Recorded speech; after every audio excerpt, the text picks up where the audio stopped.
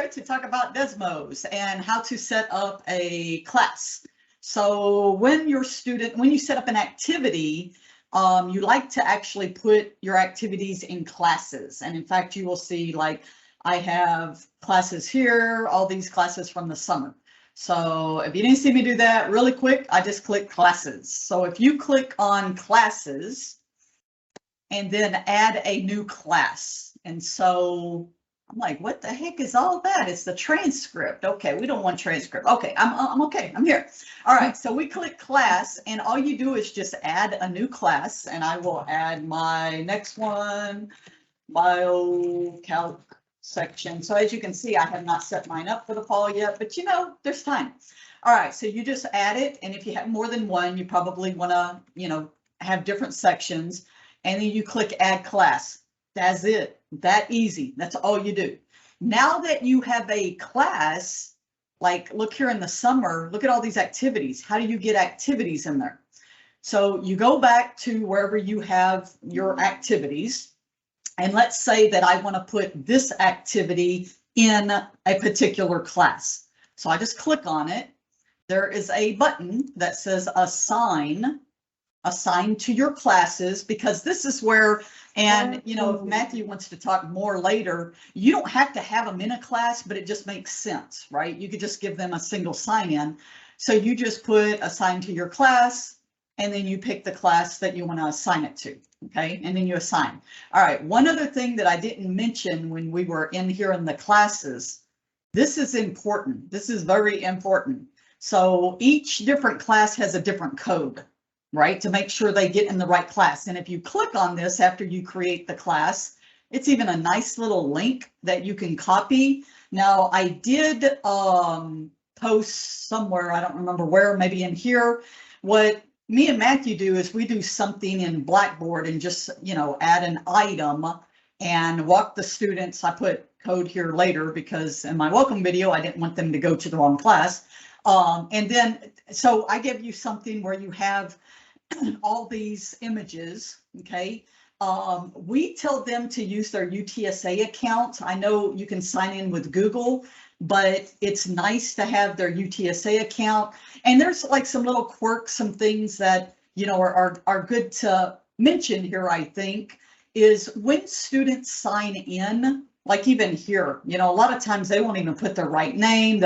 And this actually shows that you can actually go in there and edit their name, so if they want to put like Cool Carolyn, and you're like, I don't want that name, I want your real name. But you'll also notice how they will forget their login, and you can deactivate these if they have like multiple accounts, but you need to tell them that. So that's, I think, pretty. Oh, one other thing I wanted to mention, and I did mention this to Carolyn before. Once you assign an activity, and then you're in here and you're like looking at it and you're like, uh-oh, I made a mistake. This is why you don't want to assign all your activity at the beginning of the semester. What I do is I assign them like every Friday for the next week. If you assign an activity, so back in classes, here's the assign activities, and you figure out you made a mistake, you have to actually unassign it, go fix it, republish it, and then reassign it. Okay, you can't make a correction on the fly in here. That's the only bad thing, and that's why, if you have 5 activities, I would not put them all in here. I would just put each week, add your activities.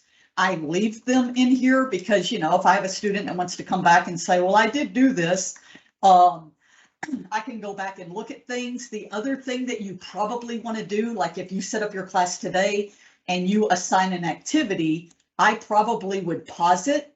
So that way, when students start coming in, they can't run through your whole activity, right? Okay, so was that pretty straightforward? Yeah, you say yeah now. Okay, it's on you. Wait. Yeah, wait, no, it's on you. So I'm assigning the activity. All I'm doing is I'm really giving the whole class gets the same class code. Like the class gets the code. It's the same code. And when they log in, so the first time they have to put that code in. then Yeah. every other time they never have to put that code in, because if they log in, they're saying, username and email and password, it will automatically put them, okay? It will automatically put them in your class. Okay. All right. I think I'm good. Let's try it. Let's try it. Share your Well, screen. All right. That's my first problem. Hang on. No, I got this. Attempting to share a screen. There we go. All right. Cool. So do I want to go into, I probably just want to click in maybe one of my activities. Yeah. So you want to go, so this is where now I go home. Or you can go to classes right there. Yeah, I just always start at home. There you go. You got it. And I'm going to do my add a new class, and I'm going to put in my my calculus class. Do you put any other identifiers or no?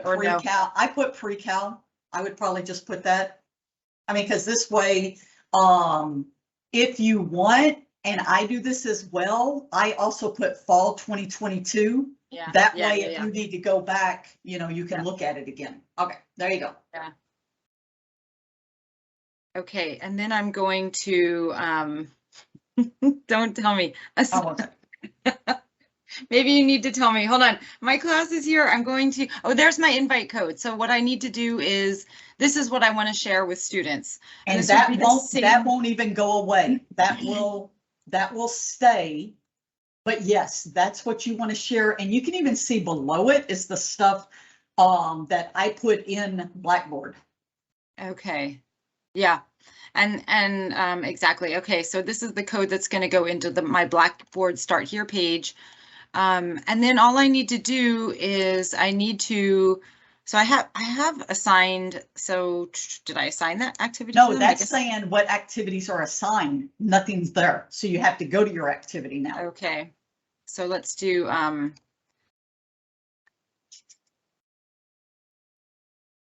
Matthews. So I'm Good job, Matthew. Yeah, don't worry, I spelled that one too. Yeah. So I went click on the actual activity to open it. Okay.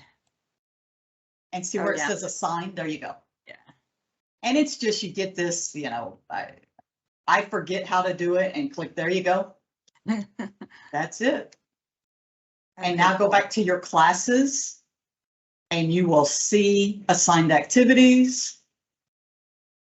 And there it is. Okay. There it is. The other thing, remember that you have to admit students in there. Do you remember that? So give me your code again. I'm going to go in, and the rest of us can all do this. So you'll see it pop up on your screen. 5GXCMF. Okay. Yeah. So how would you do it if you're? You see it at the bottom? Oh, I see you're one student in there. Click it. Click it. You have to admit me into your class. So you'll just periodically, there you go, approved. That's cool. You will just periodically get these. And now I can go in and start the activity because you didn't pause it, remember? Oh, wait, hold on. But you can delete me, we'll delete me out of it. All right. So go back. Let me go to manage classes, and then I will go into I'll enter it. So if I go into it, then I want to pause it, like you said. Yeah, you want to go to your dashboard. So go back. Oh, it's right there at the bottom. See dashboard in the middle? Click dashboard. Yeah. There you go. And pause it. And that way I'll see if I can go any further. Nope, activity paused. Okay, cool. Yeah, and you can see me, like if you put your cursor where it says 1, you'll see that's me. Yeah, I see. I like that. Where's everybody else? Everybody else was scared to join. But now you can go in and you can delete me. I mean, you probably don't want me in this class. And so you can go where, and this is where, like I said, you kind of play around. If you go to your classes and you'll see one student, in there. Right. You like go to the. Are you wanting me to do that?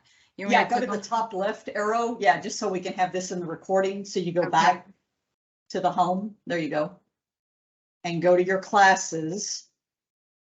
Okay, go to my classes. Uh-huh. And then click where it says one student. See, this is where you'll see your roster. Mm, And then you can I can remove me. remove you. Fine. I didn't want to be in your class anyway.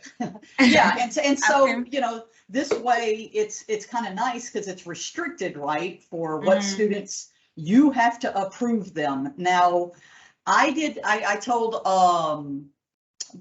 Matthew this, that I did find out students could do stuff before you admitted them. So don't think you have to sit at the computer. Are you on campus or are you online? This one is an online course, the one Then that I'm what using I is would for. do, I would have them do it with you. And Right, then you could sit there and just admit them, yeah, you know, That's when they're there. Yeah. that's your plan. Now, when you guys showed this demo, way back it was July. It was July, like a month way back in July. You showed that there was a screen that as the students could go through, I can see their input. Can we look at that? How do I get there? And was that just the dashboard? And maybe That's the dashboard. but then yeah. there was one with all the checks and the dots and that's the one that I'm. Yeah, go back to it. That's the dashboard. Okay, so do I want to go into this actual, so I want to go enter this Yeah, class, see dashboard right there. I want to go to dashboard. Yep. And then I want to unpause this so you can go forward. Oh yeah, I see it. And here it See is. it? This is, Yeah. yeah, it just looks different because I only have you. Only have Well, you in here. and So this will be probably populated. we had like a whole, you'll see your entire list of students, Mhm.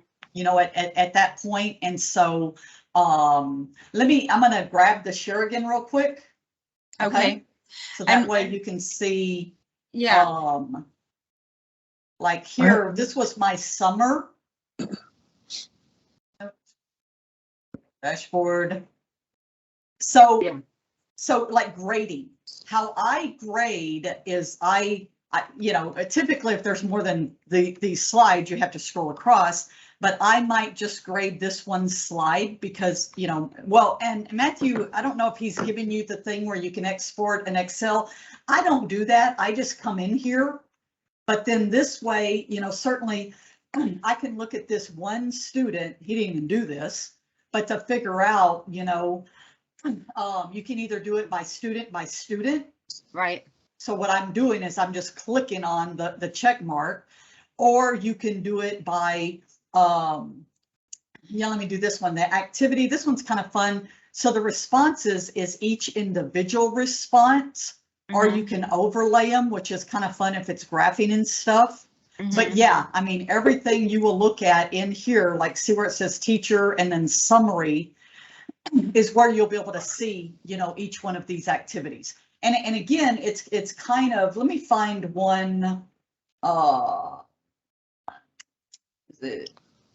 I have, hi guys, how's everybody Yes. doing? Hey, Gus. I have a general question. So if under the roster in Desmos roster, if somebody drops the class, we should really drop them from the Desmos roster, no? I do, and a lot of it's because I don't want to, I try to go straight down the list, right? I Right. typically would even take out these doubles. I just didn't this summer because I had smaller classes. But yes, I do. I do that in web work too. I take them out. Yeah. Yeah. And do the dots just mean that they're on that slide, but there was nothing to do there? It was like a reading slide, or what? They completed it. They See, completed, this is- okay. Yeah, this is the student actually completed it. See these, they didn't even go to those slides. They give up. I scared Okay. them off by that slide. And then the check versus X, that's also just a completion mark, but it's Well, just a different. Yeah, Task. this is actually checking that it's correct.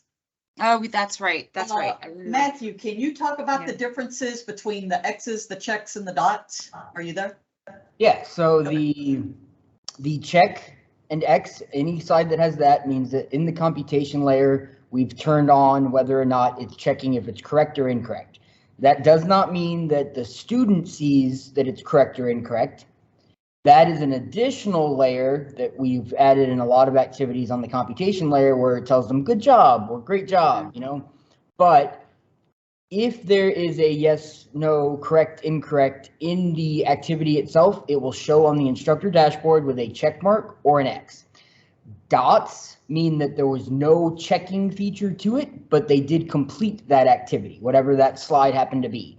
So it might be asking them their opinion on something, or like the first day activity type, first of class activity, like how are you feeling today? Those will have dots, which means that they have completed the slide, but there was no answer checker associated.